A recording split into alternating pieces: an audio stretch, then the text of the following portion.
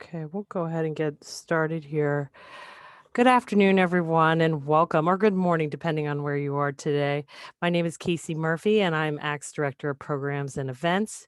And I want to thank you for joining us today for ACT's June webinar entitled The 24-Hour Commute Cycle, Building Flexibility and Equity into Your Commuter Transportation Program, sponsored today by our friends at the Santa Clara County Spare the Air team. Before we hear from our presenters this afternoon, I wanted to quickly take care of a few housekeeping items. First, all attendees are on mute during this webinar. If you have a question or have a problem hearing us, please type it in the chat box located in the toolbar at the bottom of your screen, and we will do our best to get your question answered as the webinar gets going. Second, we will be hosting a Q&A at the end of this call. So if you have a question and would like to submit it, please type it in the Q&A box again, located in the toolbar at the bottom of your screen. Please note that when typing in a question, please also identify who the question is for so we can make sure that your question gets easily addressed. And finally, this session is being recorded. We'll have the recording up on the ACT website within 24 hours after the presentation ends. This is usually the time now where I pass things over to David Strauss, ACT's Executive Director, to give an update on what ACT has going on, but he is unable to join us today, so you have the lucky chance of having me on again for a few more minutes here as I talk a little bit more about what ACT has currently going on this summer. As the premier association for TDM professionals, ACT's goal is to build a strong community of professionals and organizations working to advance and implement TDM at their work sites and within their communities. Webinars like today's are an important benefit to you as a member of ACT, providing you with valuable information on latest trends and important knowledge to make you more impactful in the work you do. Before we get started, I want to take a moment to update everyone on some of the news from ACT. We have had some exciting news on the policy front over the past couple of weeks. Last Friday, the House Transportation and Infrastructure Committee introduced the Invest in America Act, its proposal for surface transportation authorization. The bill included many victories for ACT and TDM, and the legislation included ACT's definitions for TDM and TDM strategies as included in our More Through TDM Act. The bill also included billions of dollars in funding for TDM-related programs and supports new policies embracing the core ideas of TDM, as well as ACT has been working on with the Senate EPW committee to incorporate TDM within its version of authorization. Through these efforts, Senator Duckworth has introduced an amendment to incorporate the definition of TDM and TDM strategies into the bill. Stay tuned for information on how each of you can assist in outreach efforts to advance both these important legislative actions. It may be hard to believe, but ACT's 35th Annual International Conference is less than 2 months away. The premier event for TDM professionals will feature dozens of breakout sessions, keynote speakers, an exhibit hall, and social activities at the happiest place on earth, Disney World. This week, we will formally be announcing an exciting new keynote panel featuring the heads of state DOTs to discuss the role of TDM within state transportation efforts, including Secretary Roger Millar from Washington and Tokes of Michigan from California. It promises to be a great panel. We are also seeing a steady increase in registration activity as more organizations start to lift travel restrictions, and we want to encourage all individuals to act quickly as our room block is now filling very fast. To the non-members on the webinar today, welcome. I hope that you will give serious thought to joining ACT and becoming a member of our great community of over 1,300 TDM professionals. There is tremendous value that you receive when coming together within the largest association of TDM professionals. After today's event, you'll receive a note from Elizabeth Denton, our Membership Experience Manager, offering an opportunity to connect and learn more about ACT. I hope that you will take her up on her offer. And now on to today's webinar. The 24-hour commute cycle, building flexibility and equity into your commuter transportation program. Sponsored again by our friends at the Santa Clara Spare the Air team. Today's webinar will explore why and how employers are building flexibility and equity into their commuter benefits programs. Our panelists will present how they encourage non-SOV commuting by shift workers and part-time employees. They will set the stage, discussing how race, gender, and age relate to who and what jobs will be likely to continue commuting to work sites on a daily basis post-pandemic. Now it's my pleasure to introduce the panelists for today. First, we have Melvin Justice. Melvin is the Senior Transportation Project Manager at Tesla, where he leads their TDM and commuter benefits programs. As the Senior Transportation Project Manager, he oversees all TDM modes, fiscal oversight, and enrollment of commuter benefits, along with multiple core transportation initiatives to enroll employees in sustainable and alternative transportation. With a substantial background in commuter shuttle programs, Melvin utilizes innovation and proven process to provide continuous efficiencies and adoption within TDM as a whole. Next, we have Melissa Molina. She is the Rideshare Program Administrator for the Los Angeles World Airports, overseeing a rideshare program with 700 participants. Melissa has been with LAWA for her entire 18-year career, rising from a student worker through the admin ranks of the city of Los Angeles to finally landing in the role she holds today. Her passion for TDM started when she joined a van pool, experiencing firsthand the importance of these programs, not only for trip savings, but for the mental wellness of the employees. This is why she loves what she does and hopes to continuously improve and expand programming for the airport and its employees. Next, we have Greer Cowan. Greer is a research manager at the Bay Area Council Economic Institute. Originally from Vermont, Greer received a BS in Community Development and Applied Economics from University of Vermont. Before joining the team, Greer worked in the Public Policy Department at Airbnb. Prior to that, she completed an Urban Planning and Development Fellowship at the Massachusetts Port Authority in Boston, Massachusetts. And to kick things off this afternoon, we have Stephanie Anderson. Stephanie is with the Santa Clara County Spare the Air team, and she's going to go and take it away here. Stephanie. Thank you. Thanks, Casey. I am Stephanie Anderson, and I have the privilege of working with 8 Spare the Air resource teams for the Bay Area Air Quality Management District in the San Francisco Bay Area. The Spare the Air teams are made up of people like you in TDM from the public and private sectors, education, environmental groups, local government, and sustainability nonprofits, bicycle coalitions, and the like. And each of these groups gets together to develop and implement projects, just like this webinar today, to help reduce single occupancy vehicle commuting. The Santa Clara County Spare the Air team is pleased to bring you this webinar today. As you know, as Casey mentioned, we've all seen it, commute patterns are changing. Going forward, we're likely to see more staggered schedules, more off-peak commuting, and a continuation of telework. But many workers have been and will continue to work daily, including shift workers. These commuters have had to navigate many barriers to non-SOV commuting, including cuts to transportation services, especially during the pandemic. So our first presenter, Greer Cowan, will set the stage, discussing how race, gender, and age factor in, and what jobs and thus who will be more likely to continue to commute daily. So Greer, I'll turn it over to you. Take it away. Thanks so much, Stephanie. Let me just get my slides up here.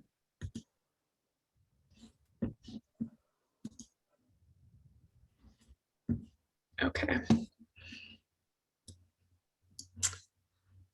So I'm excited to be here today to discuss this work with you all. As a bit of background on where the idea for this research on remote work eligibility in the Bay Area sort of came from, back in the summer of 2020, the Bay Area Regional Collaborative, known as BARC, approached us, the Bay Area Council, with an idea of studying remote work on a regional scale in the Bay Area to better understand the economic, equity, and environmental considerations surrounding the adoption of remote work, both amidst COVID and the potential continued adoption of remote work in the Bay Area going forward.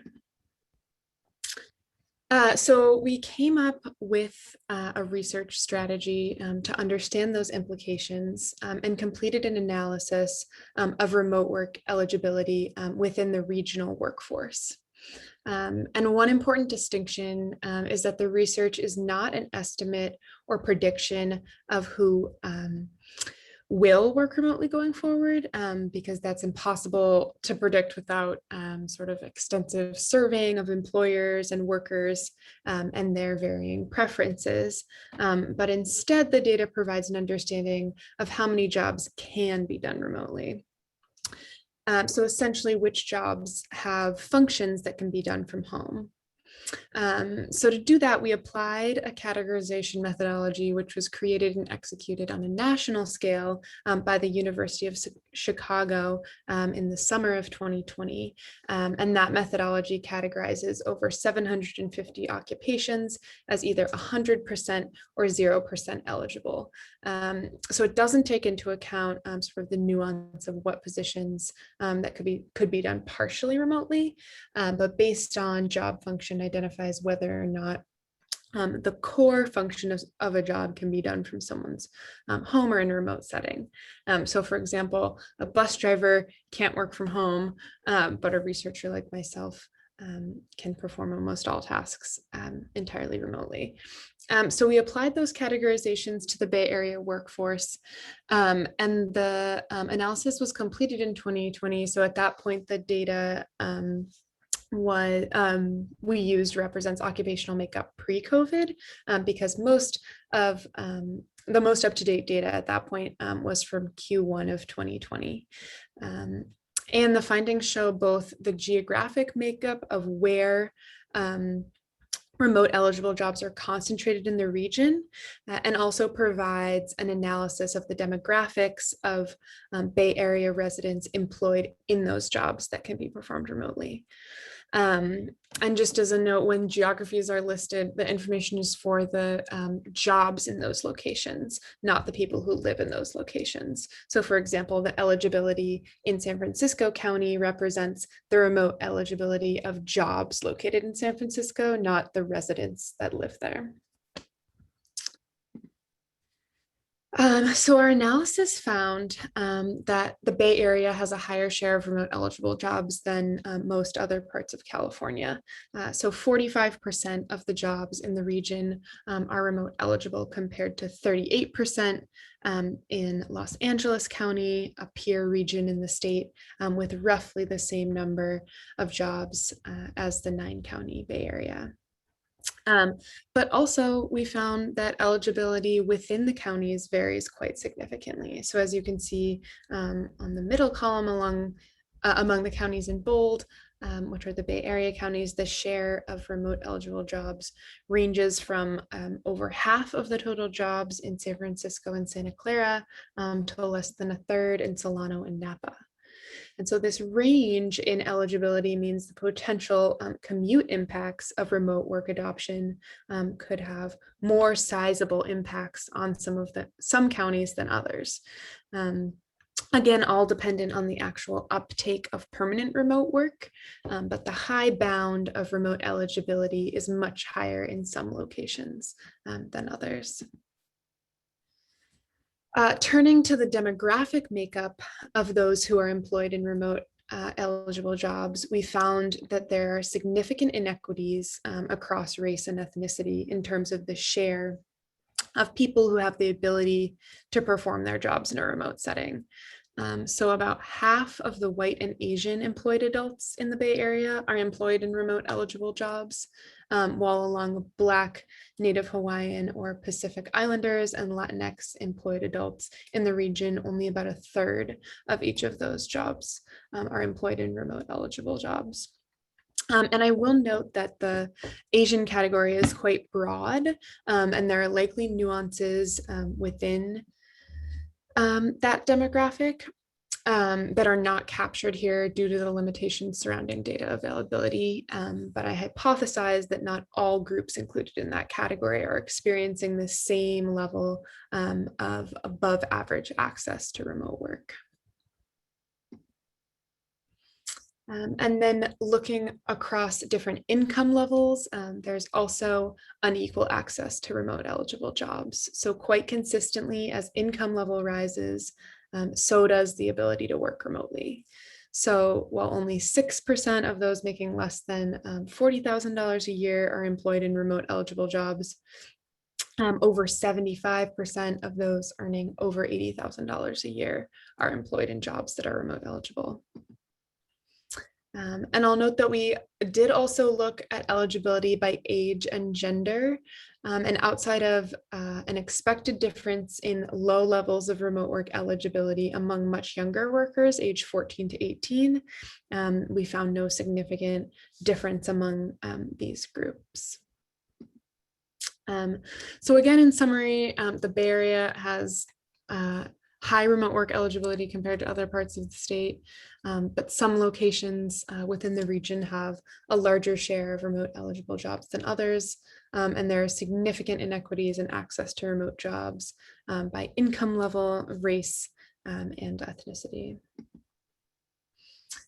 So beyond that initial categorization that I just described, the report also includes some additional analysis to gather insights on the potential impacts of increased remote work in the region. So first, in order to understand remote work's impact, not just on people able to work from home, but also the effects on jobs and businesses reliant on the presence of office workers and their spending, we looked at jobs and occupations such as food, preparation and serving, office and administrative support, building and grounds cleaning, maintenance, personal care and service, and protective services, which are occupations that are vulnerable in the event that the daytime population of major commercial districts does not rebound to pre-pandemic levels. So in San Francisco, the financial district, which is a location that had a lot of people commuting to that location just during the daytime that didn't actually live within the city. So the financial district had 16,000 jobs in those 4 occupational categories pre-COVID. And Soma, which is another neighborhood in San Francisco that housed a lot of jobs that people were in commuting to, had 19,000 total jobs in those occupations. So while the exact long-term impact of remote work on employment in these occupations across the region is unknown, there are various implications for these types of jobs that could result from less in-person work in those types of commercial districts.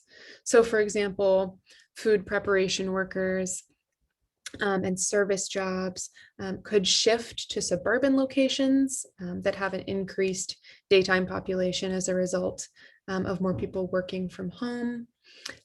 Or spending patterns could shift in general as more people work out of their houses, causing a decline in certain employment categories and possibly an increase in others. And as these non-remote eligible jobs are disproportionately filled by people of color, loss of employment in these occupation categories could excessively burden communities of color with these job losses. The shift in skills needs or the geographic change in location of these types of positions could burden those communities. So second, we also examined what the potential impact of remote work would be on the regional commute across different modes.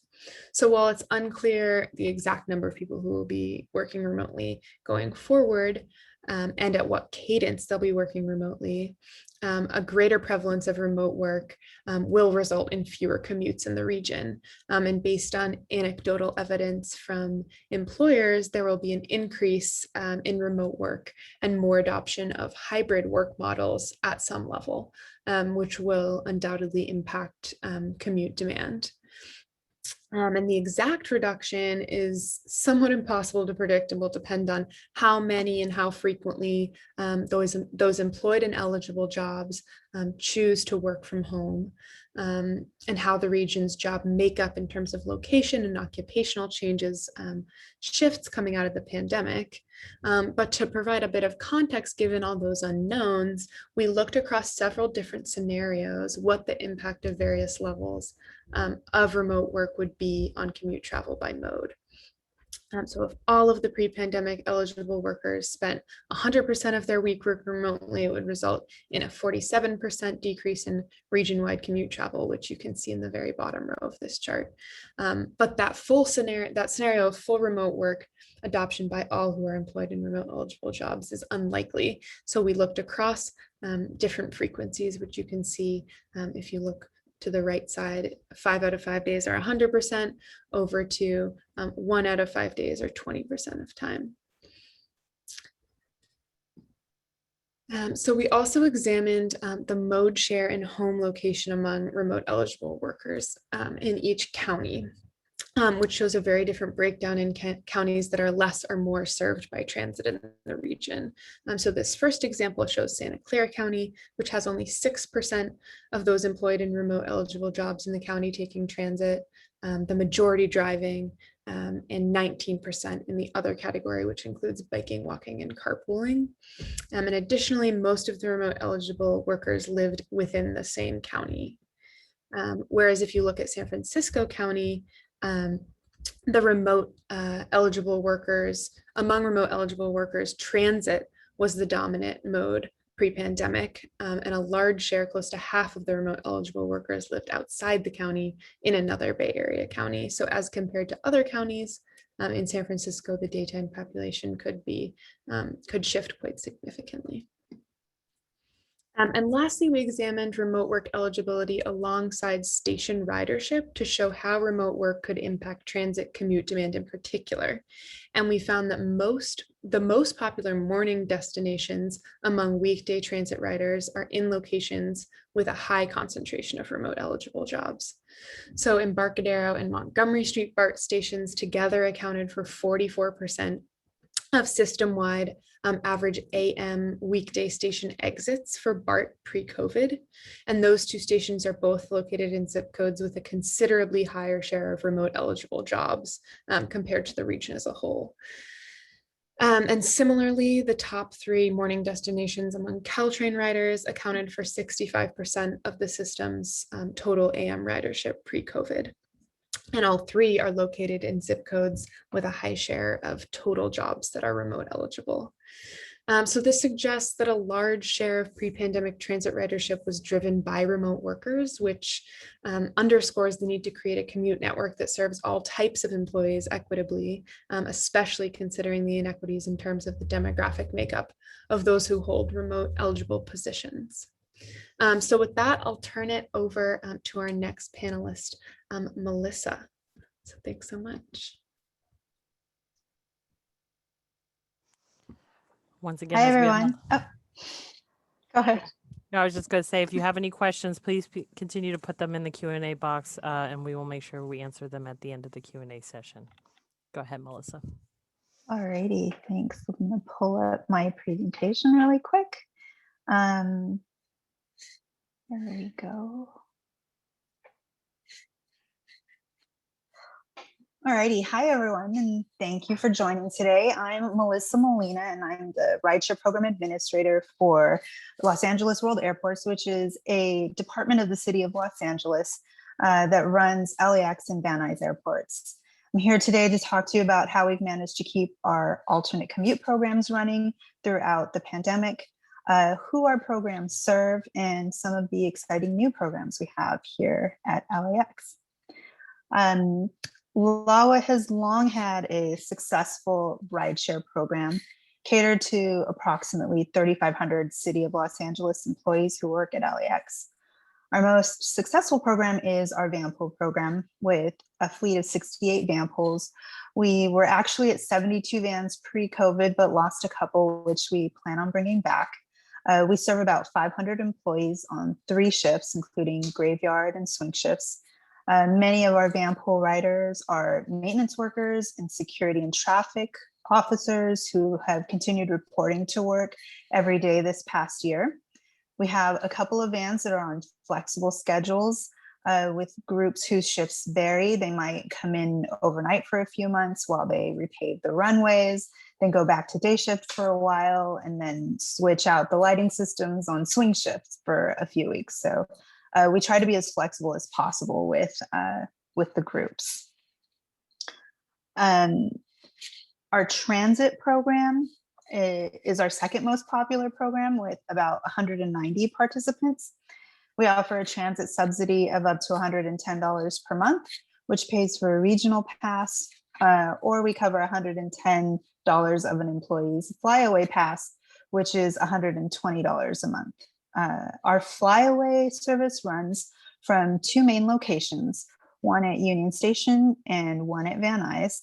They pick up at those locations and come straight into the airport with no stops. So that's pretty good for $10 a month out of pocket for our employees. Service from Union Station runs every 30 minutes from 5 a.m. to 11:30 p.m. and service from Van Nuys runs every 15 to 20 minutes, depending on the time of day, with a short gap from 1:15 a.m. to 4:30 a.m. And we're actually looking at expanding those service times to capture employees who start at 4 a.m. and want to take the flyaway. Metro recently launched a micro transit service that we hope will allow more employees who don't necessarily report to the terminals to use the flyaway service and catch a ride over to their work location using micro. We also encourage employees in the surrounding communities of Westchester, El Segundo, and Playa del Rey to commute to work using micro. A lot of them are working from home right now, which is great too, but we hope to see more employees using the micro service as we return to work.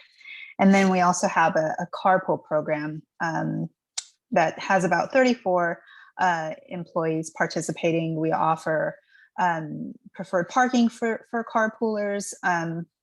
Most of our carpoolers are commuting partway with their children.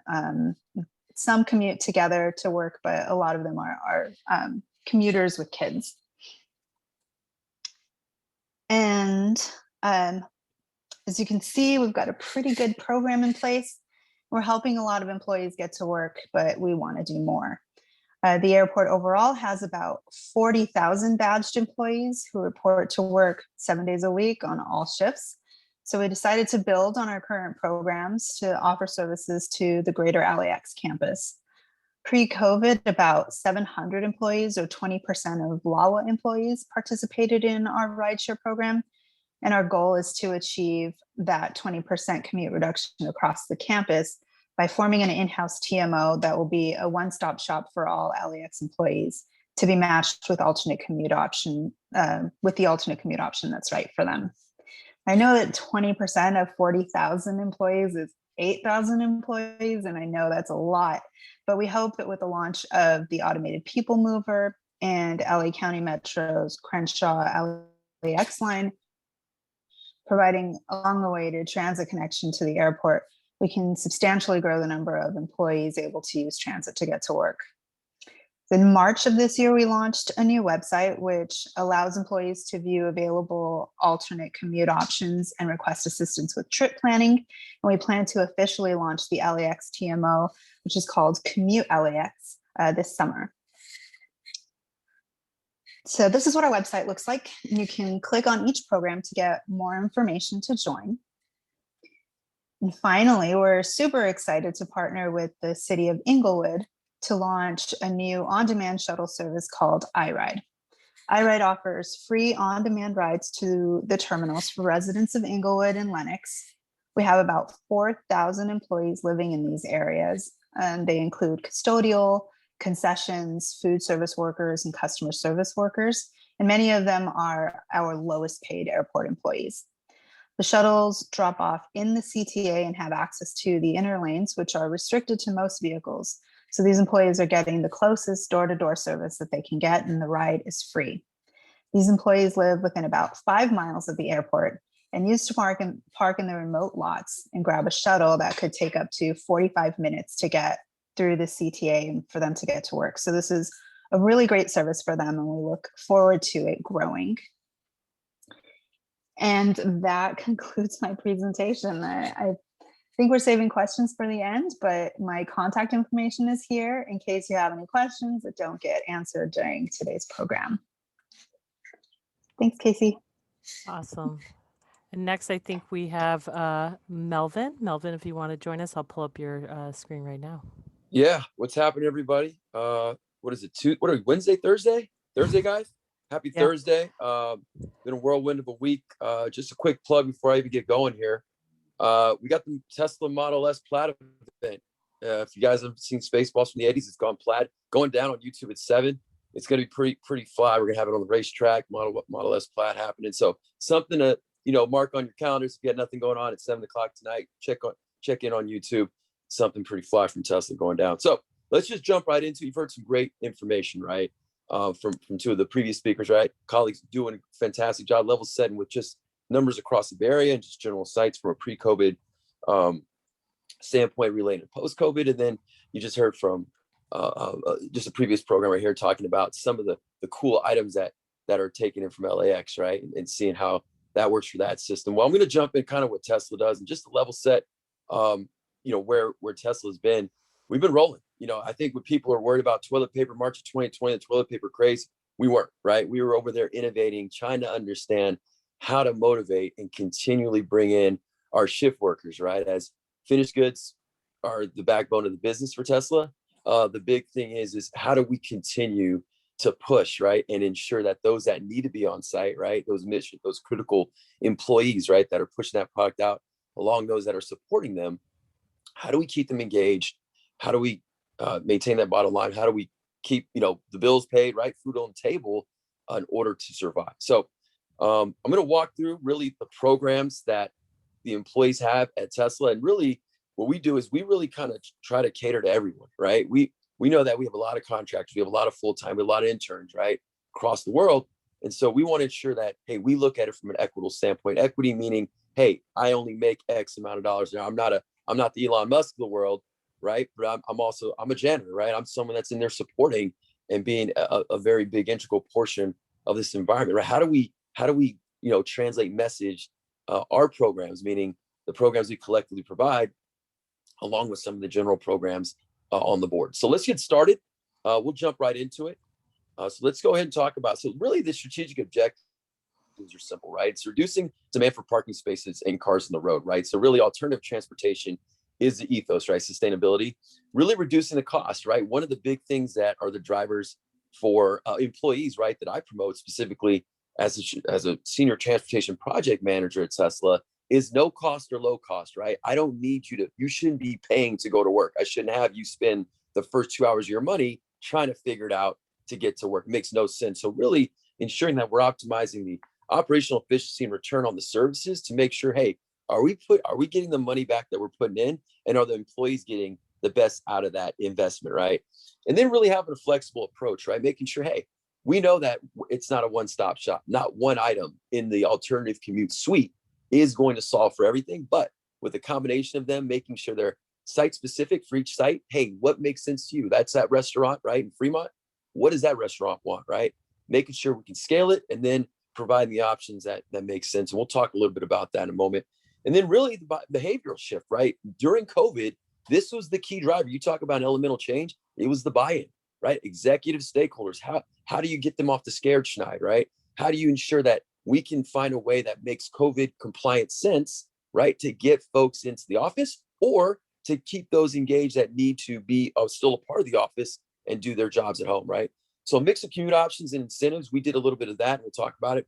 And then really expanding the recruiting pool, right? Engaging more remote employees, right? So, hey, we know you can't come in. How do we engage? And then segue as we look to next week, the curtains are off, right? How do we segue those folks into feeling comfortable coming back in the office and or translating their duties, right? So that they're still optimal, right? As far as what they've been brought in to do.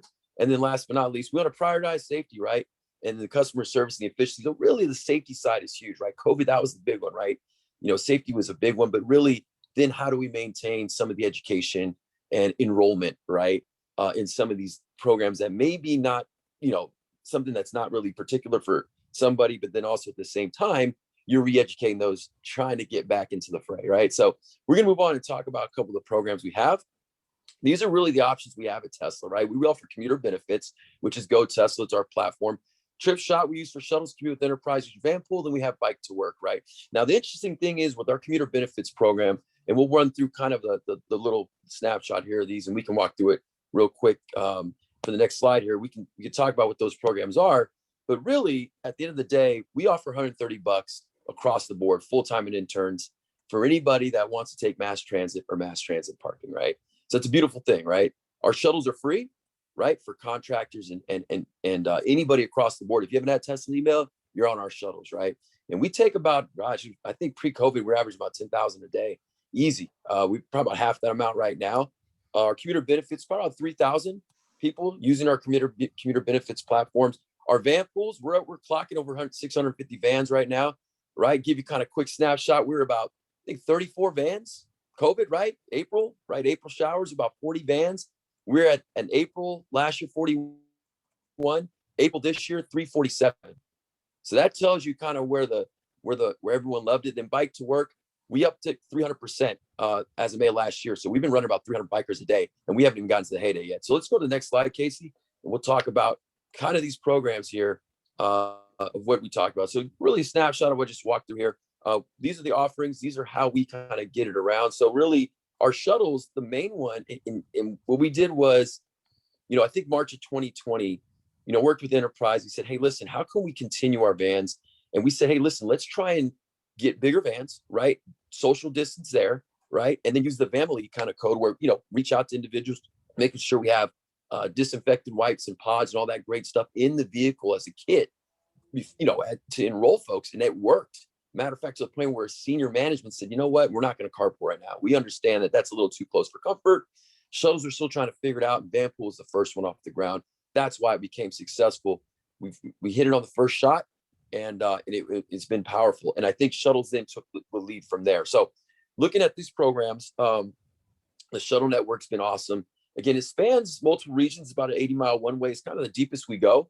And most of our shuttles are long haul, right?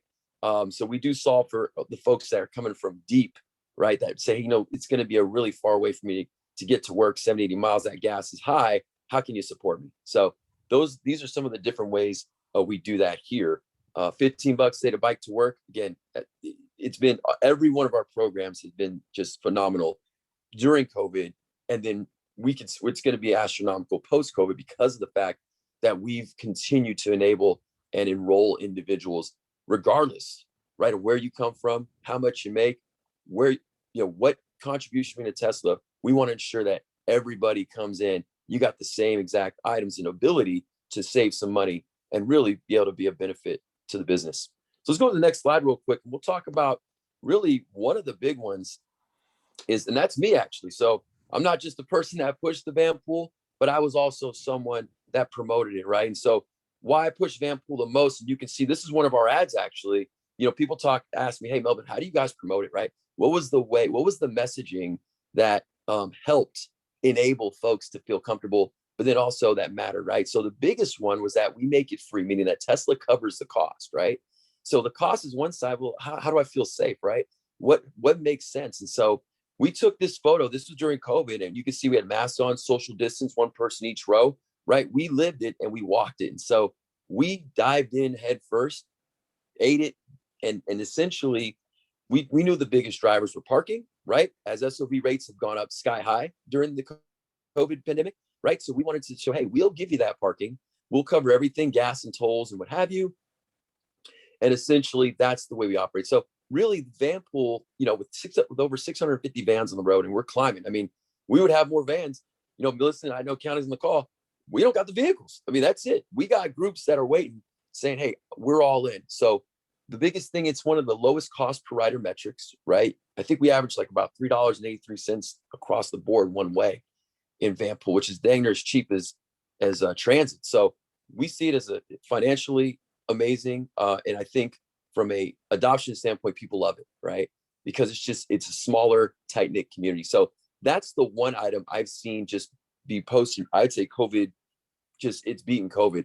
The other one though, the commuter side of the house, as far as, and we'll talk about that after this, but really it's been another big one as well. The biking and Van Pool have been the two big COVID runners during our COVID time. Post-COVID, I think we're going to see a combination of still the same. People are going to get back into shuttles if we see the COVID curtain drop. We'll see how it goes. But I think these two will still continue to maintain. Let's go to the next slide, Casey. We're going to talk about kind of the way that people kind of digest this, right? Like how do we push Vanpool as one exact, like kind of an example mode to folks? This is one of the infographics that we use, right, with enterprise. But essentially people are like, what is Vanpool? Like, how do I even digest this, right? So this infographic has been unbelievably phenomenal across multiple folks. This is a cartoon, but it's simple, right? It's a 5-step process. It's easy to digest. And I think for most of our folks, that doesn't matter the educational background, where you are in Tesla, doesn't matter anything. People figure it out and they can say, oh, I get it now. And so that's the beautiful thing. And I think the languaging, the messaging, and then understand the audience has helped us allow folks to come on site pretty, I'd say for no cost, but really methodically and pretty easy for the most part. Let's go to the next slide, Casey. We're going to then dive into a couple other things here. Really the employee benefits, and this is just a simple, easy slide to just digest as a one pager, but really the key to our benefits, and I think the way we see it from a socioeconomic standpoint, is this is the reason why. This is why we do it, right? Parking is a nightmare at a lot of our places. We offer valet parking specifically for alternative commute modes. So you're Vanpool, you get valet. No one else, unless you're an EV. So we also know that it gets higher retention, peace of mind, right? I don't want to have to worry about this whole COVID nightmare, meaning that me mentally having to figure it all out again, get re-educated as a kind of a quote unquote new employee coming back to work. And then it's financially feasible, right? I'm not killing my pockets, right? As I've had to maybe move and traverse throughout, these living situations as bills have stacked up and trying to rearrange my life. This isn't going to be one of those issues. And then what we're seeing is better output and less stress. So really what we're noticing, hey, people are producing more, right? And they're not worried. And what we see is our success level has been very high because we've had workers that now can literally just focus on work and put the transportation, or I would say commute side of the house to bed. And so that's really what we've done from a Tesla standpoint for everyone on the call. So thank you. Awesome, Melvin. Thank you. I'm going to go ahead. We've got quite a few questions here. We're going to start to open things up for the Q&A. I want to thank all of our panelists here just a second ago for all of the awesome information that they just presented here. Just to remind folks as we get started here to please type in, if you have a question for any of our panelists, please type it in the Q&A box located at the toolbar at the bottom of your screen. We're going to go ahead and try to get as many questions answered in about the next 15 minutes or so, and being cognizant of your time. I'm going to go also and pull up here just real quickly for everyone, just contact information for all of our presenters. I know everyone always asks that at the end.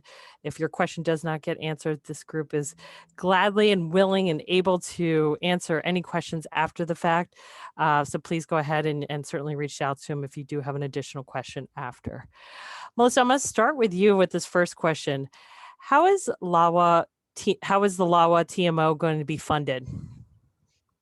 Thanks, Casey. The TMO is going to be funded by LAX employers. So we've drafted a policy requiring all employers to participate, and they'll pay a TMO fee per employee, so just based on the number of employees they have.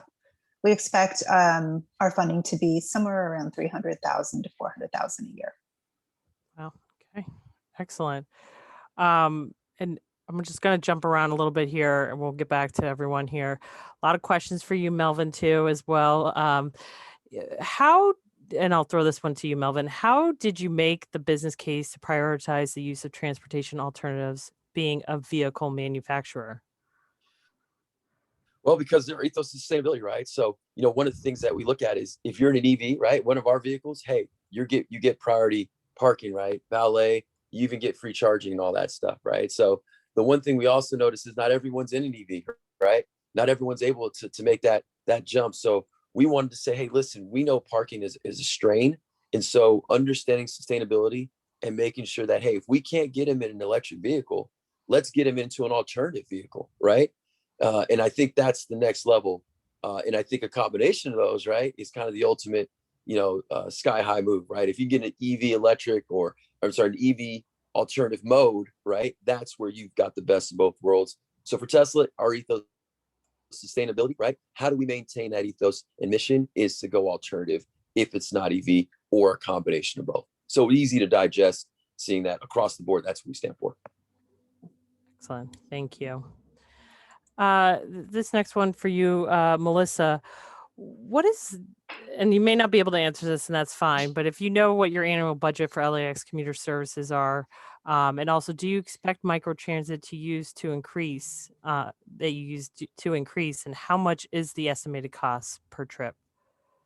Right. So our budget for LAWA rideshare currently is around 900,000 a year. It's offset, of course, that goes to fund all of the transit subsidies and the van pool program. But then that's offset by van pool fares. So it's around 900,000, but we spend less than that. And then the microtransit fare is currently during the introduction of the program is $1 per trip, and that we anticipate to increase. We're hoping that it ends up being fairly close to a one-way trip, maybe go up to $2 a trip after the first 6 months of the program. So the program launched. The program launched in December of 2020, and we haven't heard that they've increased fares yet. So $1 per trip for now. Okay, thank you. This next one, and I apologize, is going to kind of go a little bit back and forth here for Melvin and Melissa, but for both of you to try to answer. And Melvin, I'll start with you. Can you guys both address a little bit the 24-hour nature and need that you both have for these commute alternatives? Do these services run all hours or specific times? If you could just kind of dive into that a little bit more, that would be great. Melvin, I'll start with you. Yeah, sure. In our faction, it's 24/7, right? We're working, while we're sleeping, our faction is working. We run and gun because we have a lot of shift workers, right? So they run 24/7. Our van pools are gunning at 2:30 in the morning to 2:30 in the afternoon, middle of the night. Our shuttles are running as early as 2:45 in the morning, 2:30 a.m. all the way, late night, right? So we run and gun, and that's basically based on the shifts, right? We look and understand what are those groupings, right? What's the density? And based on that density, right, we then go ahead and correlate. And for the most part, because we have such huge factions, we do run a lot of lines, right? And we do have a lot of that service. So our bike, van pool, and our shuttles pretty much run all the time. And then really the transit side of the house is based on, the commuter side of the house is based on schedules, right? What we can get, obviously, from the public sector. Melissa, anything to add from your side? Yeah. Our van pool program, or our van pools run on 3 different shifts. We plan on them running, if we start van pools for the TMO, that's 7 days a week. It's 24/7 here at the airport. We have TSA employees that are starting at 4 a.m. and we accommodate all shifts for the van pools. And then our flyaway service also can accommodate a lot of those late night, swing shift, graveyard shift employees, because it's operating almost 24/7. And we're definitely looking into expanding service to cover 24/7 trips with our flyaway programs. And we also work with Metro and other regional operators in the area to try to ensure that there's service for some of those late night employees. Excellent. Thank you. This next question, Melvin, back to you. We've gotten a couple actually now about it. They're a newer member of ACT as well. You mentioned the Dero Zap kind of program a little bit. Can you talk about that a little bit more and what it is exactly? Yeah, sure. So Dero Zap is an outfit we use for our bike to work program. And so essentially what it does is, you have they have scanners, right? You can either throw one right on like a gate, right? You can have like a mobile one, or you can put one in the ground and have like a solar panel. And it's basically a scanner that then holds, it tags RFID, right? So it's an RFID tag that goes onto the bike or bike style, right? And it captures against the scanner about 5 to 15 feet. And on the back end, it captures, it locks in a bike event, right? And then what we do is we use those bike events, right? You only get one, I would say one, event a day. So you can go out the scanner 15 times, right? But we log it in as an event, and then we pay people, right? $15 a day to bike to work. So Jiro's app is the outfit, right? We run a bike to work program using their software and technology as our lay. Excellent. Thank you. Yeah, maybe break it up a little bit here from all the Vanpool talk we've been doing here. Another question for you, Melvin, I'll throw back out to you. How do employees who are interested in Vanpool connect with others? Who facilitates the matching at Tesla? It's a good question. So combination, right? There's two different sides, right? You have the natural, right? The organic, where employees will reach out, right? Hey, I know Jimmy that works down the street, or we're in the same unit. He lives right down the way from me, or in the same area. And I call it roommates, right? Either I make the roommates, right? Or Tesla will, right? Where you reached out, we have an interest list. We work with enterprise, and we'll do pairings amongst our interest list, right? Looking at the same shifts, same areas of commute, right? Where are you living, right? Are you within a quarter mile or on the corridor? And then obviously the worksite, right? So those are kind of the three main locales, but really we do the matching. We make the roommates, or the employees make the roommates. Now, when we first started, right, we first kind of got going, a lot of people didn't know each other, right? And so we would make a lot of the matching, right? We would do a lot of that on the back end, right? But what happens is eventually, as we got rolling, right, people realize, hey, you know what? If I got four people, right, in this case, right, we had a minimum of 4 with COVID, right? We're going to 5 now, post-COVID. If I can get 4 people, me plus 3 more, right, I'm on the road, right? We'll crank out a vehicle in 3 days. So that was the beautiful thing. So we noticed after a while, people started coming with groups already. I got a group ready. We're ready to go, right? Because they understood, if you have a group, it's quicker. If you don't, we can do it. It may take a little bit more time, not much, but we would do that matching for them on the back end, which is great. Excellent. This next question for all of you, really, if anyone can share, do you have any data that is shareable on how employee mode splits changed after implementation, and how many vehicle trips were eliminated or parking demand cut by?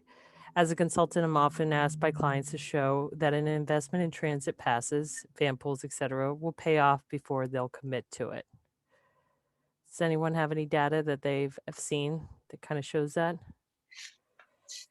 Well, that's something that we should be able to put together once the TMO launches this summer. We'll be able to have some of that data. Our rideshare programs for LAWA have been operating for a long time. We have about 20% of our employees that are participating overall. So I couldn't tell you how that changed from before there was a program, but yeah, we'll have some data once the TMO launches for sure. Okay, excellent. Anyone else? This next question, I'll put it back to you, Melissa, here. Yeah, we have a lot of folks on the call from the California, LA area, especially this person wanting to know, how does the Metro on demand run through Playa del Rey neighborhood and the other neighborhoods that you mentioned in your presentation? Is it on demand, within boundaries of the neighborhoods, within a 7 to 10 p.m. timeframe, for example, or is it fixed deviated stops? So Metro set the boundaries for the service, and then put virtual stops all throughout the service area. So when you open up the app and select your pickup location, it will tell you where the nearest virtual stop is, within a block or so of where you are, and then set the time to pick you up. Excellent. Okay. Someone had mentioned as well, I'm going to go back to you, Melvin, here, that you had such a huge increase in van pools for Tesla. Were some of these ones that were happening before COVID and then reinstated? And if not, how did you get so much investment in the program in such a short amount of time? Yeah, it's a good question. So these weren't, these weren't ones that died and came back to life, right? These are all new vans, right? I think our termination rates, and Melissa and Connie on the call, minuscule at best. We barely had any terms, and that was because, hey, listen, shift change is really nothing, anything else. So ours are all new, pretty much. We don't have any recycled vans. We don't have any vans that were underwater and we had to configure. We had a couple, right? But for the most part, fairly new. Buy-in, right? How do you get executive buy-in? I think it's the biggest one right across the board, whether it be public or private. It really comes down to enrollment, right? It really comes down to looking at the drivers. What is the driver for your business, right? Is it cost? Is it SOV rate, right? What is it, right? What are the drivers for the executive management in order for them to buy in? For us, it was obviously finance is big, right? But then also parking, right? We look at parking, and then obviously our ethos being sustainable. We're like, hey, parking's a problem. We're noticing a lot of people on site driving SOV because they're scared, right? Hey, what can we do here, right? So we went to a free model. We went to covering all the gas, tolls, everything, right? Making it easier. We did it COVID compliant. We got with enterprise, made this great rebound kit, right? Kicked that out. That boat hustle. We did all the things from an EH&S standpoint, environmental health and safety. What covers them? Well, let's have items in the vehicle that's going to support, right? Having the vehicle be clean. We even offered $100 a month reimbursement to have the vehicle clean. Have Jimmy's Mobile Service come by your house and detail your vehicle. You don't have to go and sit in a line or drive through Chevron. That's what we do, right? So we looked and found ways that made sense for the executive stakeholders to feel comfortable about the program, right? And what also helped was noticing the employees also batting, right? The ones that were in the vans, right? Also say, yeah, it does work, right? It's not a shuttle, right? You don't know who's on board. You kind of a little afraid from a general pop standpoint. You don't want to do carpool because you're too close for comfort, and that's still kind of a general pop kind of deal. Maybe a little too far for biking, right? Well, it's kind of like that mama bear, baby bear, porridge story where it's like, in the middle is kind of where it is. And vanpool was a combination, right? And so when our executive stakeholders looked and said, you know what, what's out there? We don't got much to work with, right? And we showed that it did work. We did invest and take the time to show that this is a possibility. And then we just hit it. It literally was, we rolled the dice on it, and we ended up hitting 7-Eleven on it.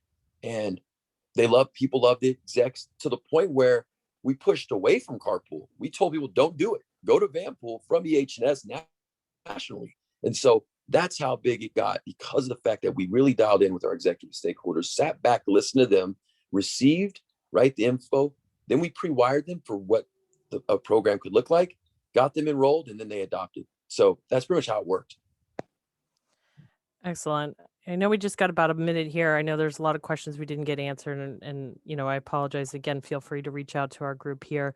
I do want to just real quickly see if you guys could all address, and including you, Greer, if you have any thoughts to this. In the next 6 months, as more and more folks are going back to work, what do you all see as your biggest barriers and challenges as you move forward here and getting more people back to work, whether it's on the 24-hour cycle or otherwise? And I'll go ahead and start with you, Melissa. Sure. I think that one of our big barriers related to vanpool is, who is coming back to work. We have so many employees who are telecommuting now and, might not want to come back to a full-time vanpool participation if they're only going to be riding a couple of days a week, depending on what our telecommute plan is. So, how do we make the most of all of these vanpool seats that are available and get bodies in these vans to keep them running? And, as far as transit goes, we the future is bright, at least at LAX. We've got a lot of connections coming. We're finally going to have a transit connection, and so we're really excited to grow those programs. And I hope I didn't take your whole last minute. No, we can just go. We can go over. Melvin or Greer, do you have anything else to add here? Yeah, I'll just add, I think ensuring that transit service can return to a level that makes it accessible to people who are, have that traditional 9 to 5 commute, or people that have a more non-traditional commute will be sort of an essential input in ensuring that not everyone who's returning to the office is doing so in a single occupancy car, especially in the Bay Area. So I'll close with that. Okay. Stephanie or Melvin? No, I'm good.